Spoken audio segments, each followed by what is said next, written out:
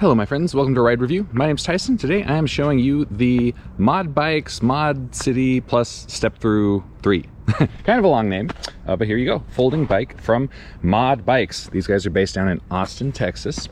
They draw a lot of inspiration from old school motorcycles for their e-bikes. You can't see it a whole lot in the visual design of this one. You can some in like some of their other models. The Mod Easy, for example, very moto-esque, even has an ape hanger handlebar mod. But really, a lot of the inspiration they draw is just making two-wheeled powered vehicles that are sturdy, reliable, and useful. This one being the City Plus, great city commuter folding bike, and I actually like it better than I like most folding bikes. If you watch my other reviews, I'm not a fan of folding bikes just in general, and that's because you typically have to sacrifice a lot of the ride performance and feel to have a folding frame. Typically you get one of these because you are short on storage space, you need to fit it in your car, maybe you want to carry it on the bus with you. But you have to make some sacrifices for that. But this one handles better than most, which is pretty awesome. And part of the reason for that is that the way that they have the front of the bike here set up, if you notice that you have just a little bit of rake on the fork here where it's actually slanted at an angle here, whereas the steering column is pretty much vertical right here, and then you have this bit of an angle here. This gives you a lot just better handling feel, makes it more stable. Most folding bikes, the fork is directly in line with the steering column, which makes them very just like twitchy and squirrely. You can't ride no-handed. Not great, in my opinion.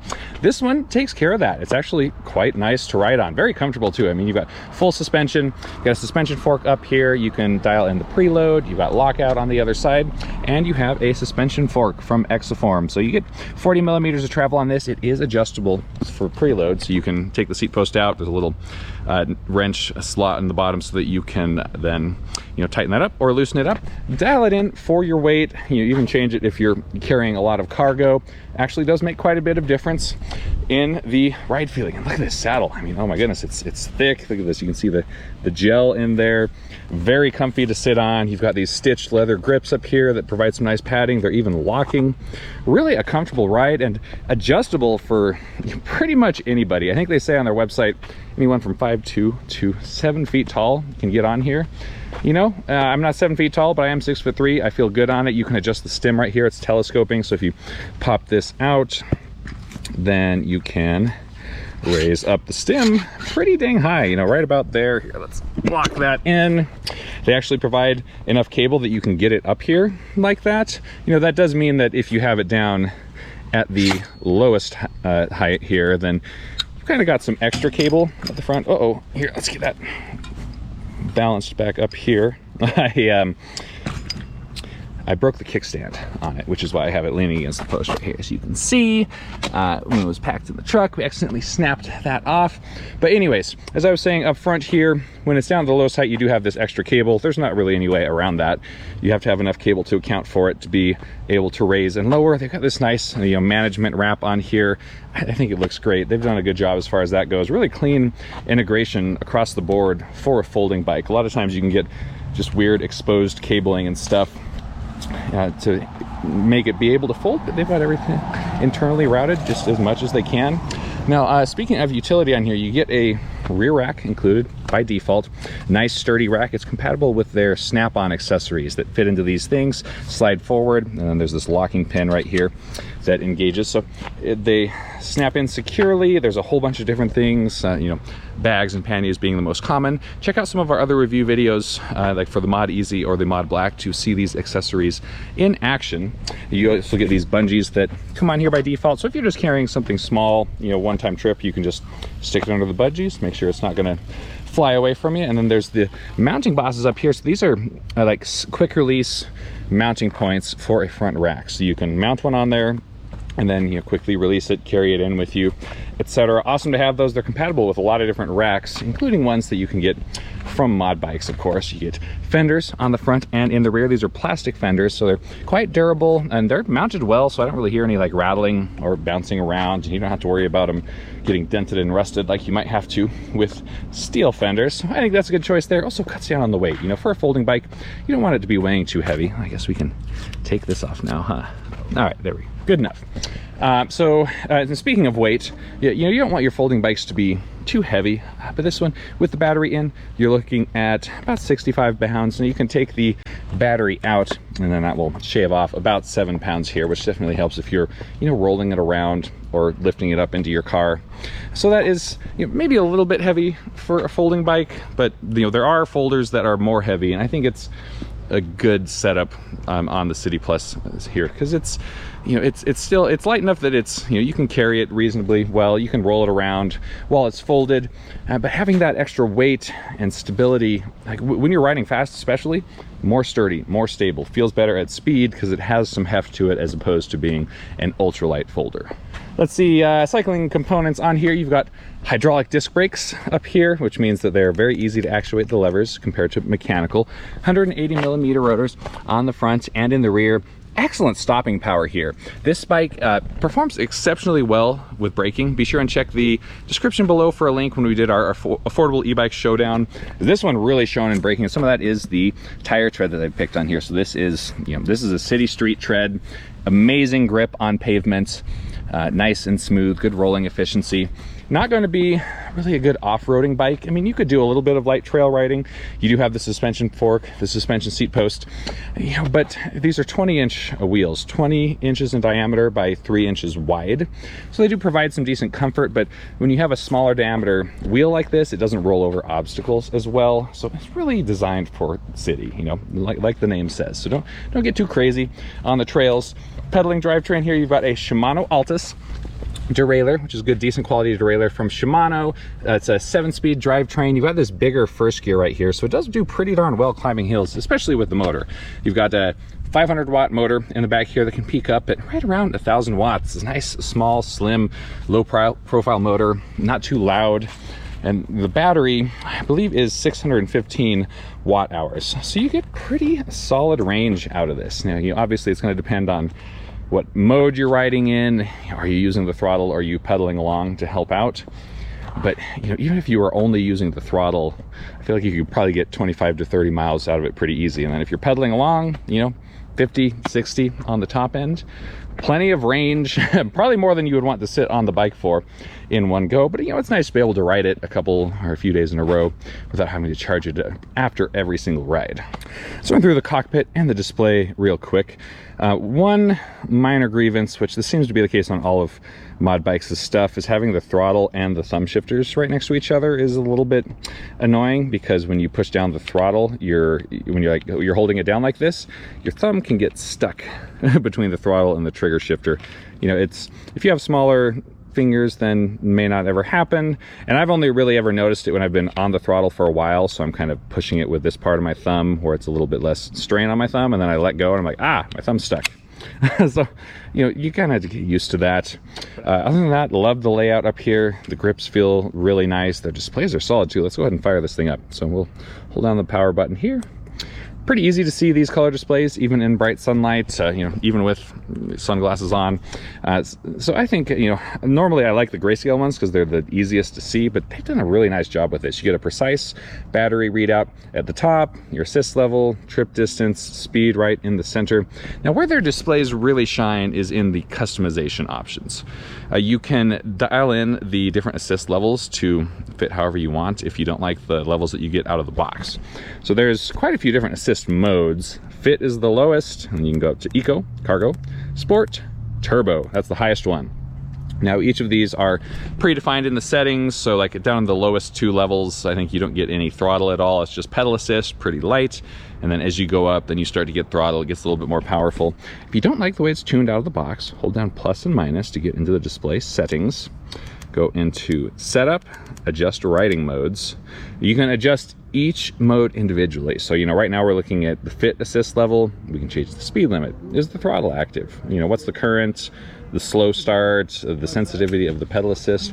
You can dial all of these in to suit your liking for each mode individually. So if you're someone that really likes to tinker and fine tune things, have at it. I think the starting levels and your configuration is pretty solid.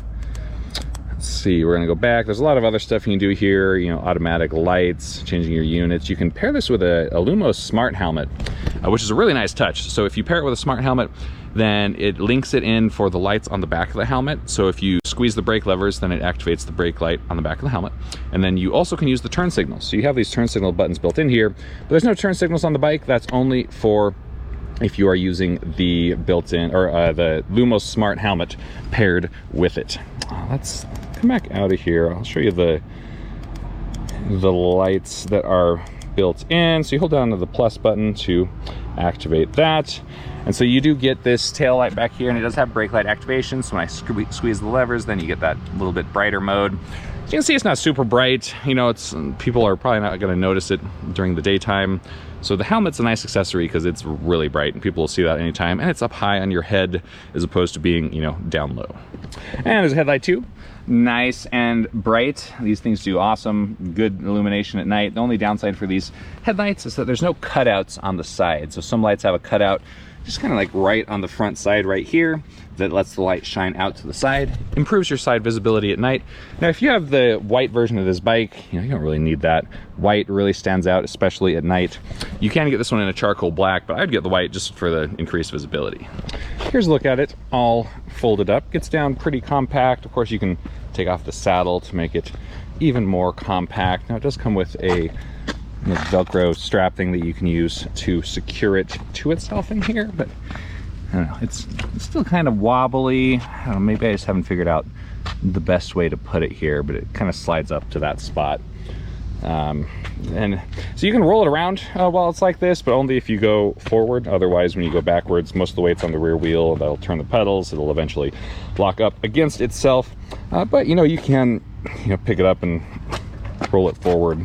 Kinda. It's awkward. I would carry it rather than trying to roll it, I think. So this is, you could bring it onto the bus with you, but I don't think it's an ideal fit for that. You know, this is more like folded up to save up on storage space in your garage, or so you can easily get it into a small car. What's up, everybody? Tyson here from Ride Review. I want to take a quick moment to tell you about Micromobility America. This is a micromobility focused conference that is happening in Southern California on November 14th and 15th this year. Now we are pulling out all the stops and trying to get a lot more dealers, and you know, if you're a store owner or maybe a distributor for electric vehicles, I mean, you know, bikes, scooters, skateboards, EUCs, you know, micro cars, anything like that. We want to get you involved at this event. We're going to have representatives from hundreds of manufacturers there. Most of these representatives are going to be, you know, C-level, founders, engineers. So if there's brands that you're interested in, you can, you know, skip the email chains and just go, you know, straight to the people who actually make the decisions and can really tell you what these products are about and why they made them this way. Also at this event, you can expect, you know, we're going to have networking mixers, we're going to have after parties, we're going to have the dealer awards, we're going to have a Shark Tank style competition where manufacturers can bring in some of their, you know, new and outlandish product ideas, and then the dealers will get a chance to, you know, vet those and rank those, you know, see if they're going to be good for the market or not. If you guys are interested, please check out the description of the video. You're going to find a link where you can learn more and get registered. All right, back to the video.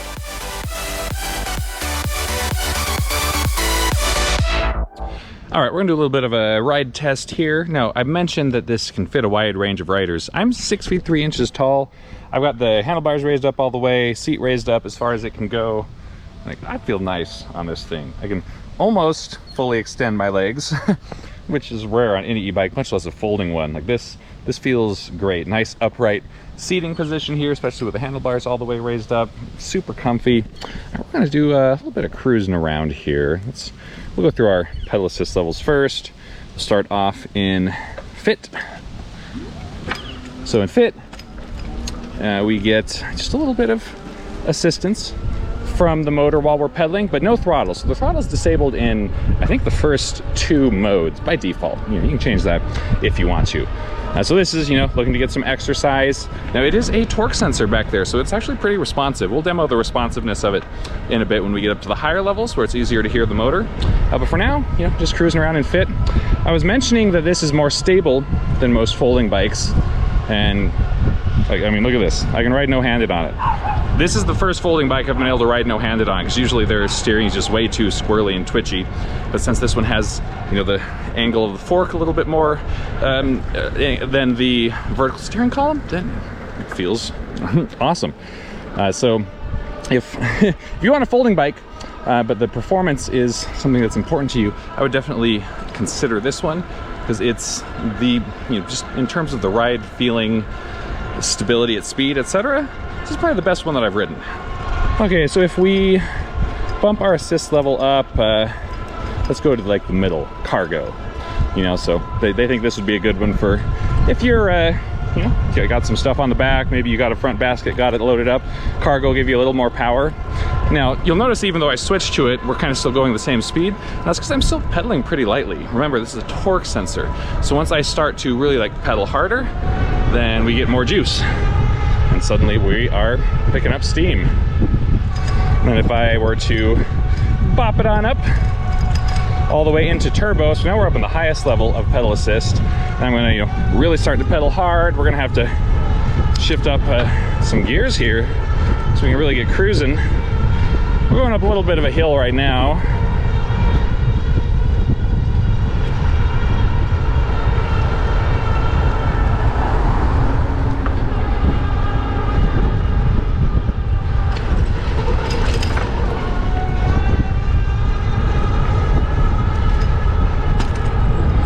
All right, we've got a little bit of a straightaway here, so let's see what we can do speed-wise. Pedal assist only still.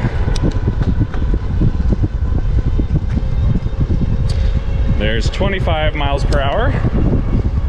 We're up in gear 7 now, so we're up in the highest gear on the pedaling drivetrain. Let's see if we can get up to 28. It's 27.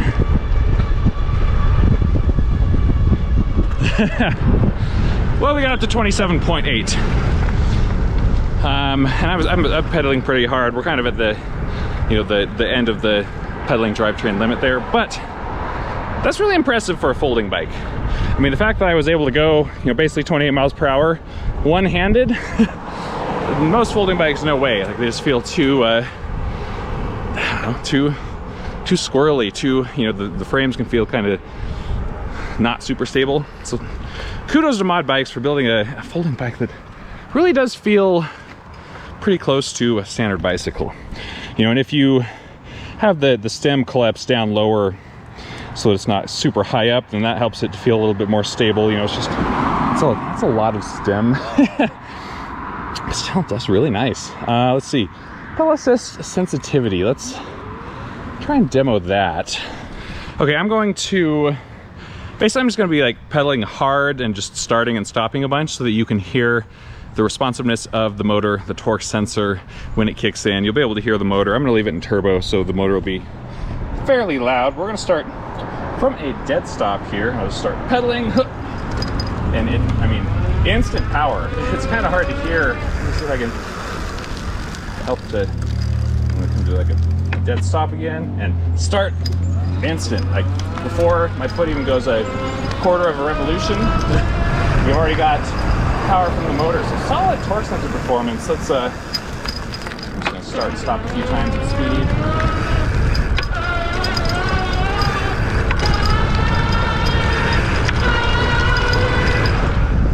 I love how the pedal assist sensor on here is tuned. Now, it is a torque sensor, which means it responds to pressure on the pedals instead of just purely revolutions. Much more dynamic and engaging, but not all torque sensors are created equal. You know, there's some out there that, even though they are technically a torque sensor, they still have a pretty noticeable delay to start activation, to respond to a different level of pressure. This one feels awesome, very nicely dialed in. Let's try out the throttle. So I've got it in turbo. So this is the highest throttle that we can get, basically. And we're going uphill just a little bit right now. So we'll try it like this, and then we'll try it on a more flat section. Remember, it's a 500 watt motor, you know, which isn't the biggest. You know, there's other bikes out there that have 750 or above. But for a relatively lightweight bike, and remember, small diameter tires, when you have a smaller diameter wheel, then the motor in the hub of that wheel gets a mechanical advantage, which means 500 watts can actually feel fairly peppy. So let's see how this one is. All right, from dead stop, let's hit the throttle. And it, I mean, nice torque on this, you know, for a hub motor and for only 500 watts. Look at that, we're already up to 20 miles per hour. And then it cuts off right about 22. It's like 22.4 is the top. Now this is an important limit. You know, the motor could definitely propel us faster than this, But for an electric bike, the throttle is supposed to stop at 20 miles per hour, and then, you know, pedal assist can take you up to 28 after that for it to be a properly street legal bike. So I appreciate that Mod Bikes is paying attention to that. We'll do another one here. We're on a pretty flat stretch of road. So let's see what we can do. The speedometer on the display seems to, I'm gonna stop and start again. The speedometer seems to have a little bit of a delay to it. We're stopped. It still says 9 miles per hour. There we go. So bear that in mind when you're looking at the speed going up here. All right, from the stop, let's hit it. It's 10. 20. Boom. Excellent acceleration. Like, this thing feels nice and zippy. You know, of course we do have the battery at 100%, so that's when you get your best performance. You know, this is true for any lithium-ion battery powered vehicle, regardless of who makes it. Super powerful at 100%. Once you get down to, you know, below 50%, you can kind of start to feel it a little bit less energetic. That's just the nature of the batteries. Alrighty folks, that is the end of today's review of the Mod City Plus Step Through 3.